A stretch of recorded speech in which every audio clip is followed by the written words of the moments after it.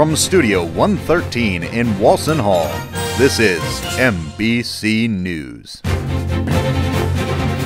Hi, welcome to MBC News. I'm Lauren Zipkin. And I'm Jonathan Hobb. So, Lauren, how was your fall break? It was pretty good. I just relaxed at home, played with my dog. I went to a movie with my mother.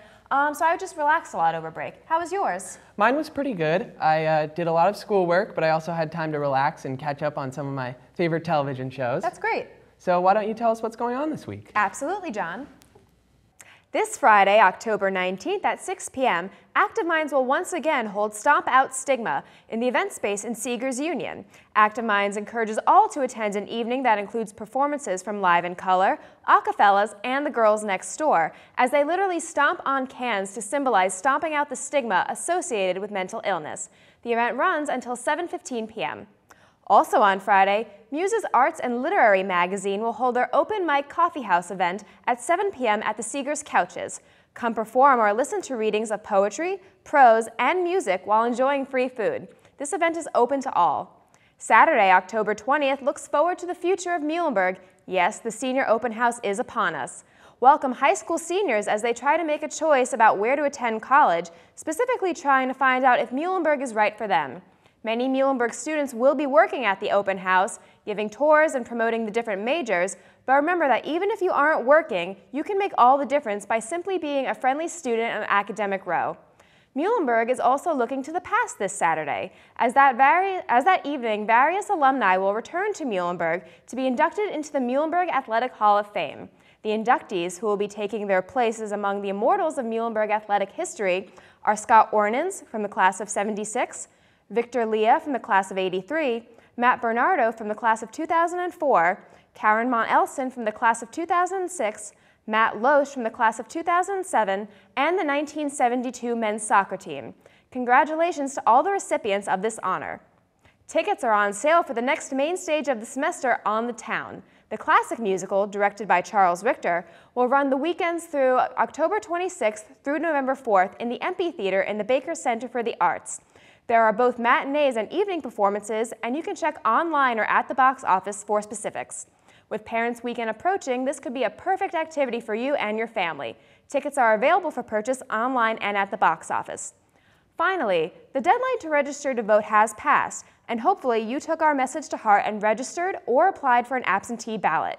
If you have, we now encourage you to do your civic duty and vote. Those with absentee ballots, remember to mail them in, and Pennsylvania voters, remember to vote on Tuesday, November 6th, in what is sure to be a historic election.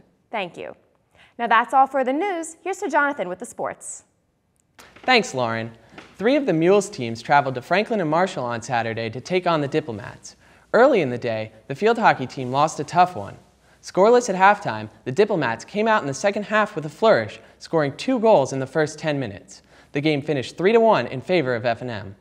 Sadly, the men's soccer team also lost at Franklin and Marshall on Saturday. The first goal was a converted penalty in the 63rd minute, and any hope of a comeback was shattered by an F&M goal in the 84th minute. The team's next home game is against Gettysburg on Saturday, October 20th at 7 p.m. The Lady Mules soccer team had a bit more luck against Franklin and Marshall, taking a 0-0 draw this past Saturday. The Lady Mules will be on home turf to play Gettysburg on Saturday at 4 p.m. A great weekend for the volleyball team as they were victorious in 3 out of 4 contests at the Keene Invitational. Their lone loss was to the hosts in their first match. They went on to win the next 3 against Alvernia, NYU Poly, and Manhattanville, dropping only 1 set during their streak. The men's golf team was scheduled to host a tournament at their home course on Monday, but unfortunately it was canceled due to rain. On Saturday, the Mules took on undefeated Gettysburg at Scottywood Stadium in an important Centennial Conference football matchup. A close game throughout, the Mules scored the decisive touchdown with only 2 minutes and 32 seconds left on the clock to win by a 4-point margin, 35-31. The Mules are now 3-2 in the Centennial Conference and 4-2 overall. The Mules will be back in Scottywood Stadium to take on Juniata this Saturday at 1. That's all for sports. Now to Sarah with the weather. Hi, I'm Sarah Mercanti bringing you the weather forecast for this week. On Thursday, it will be mostly sunny with a high of 67 degrees and a low of 55 degrees. Then going into Friday, there will be some clouds, but it will get warmer with a high of 70 degrees and a low of 51 degrees. And into the weekend, it will be partly cloudy with a high of 61 and a low of 42 degrees.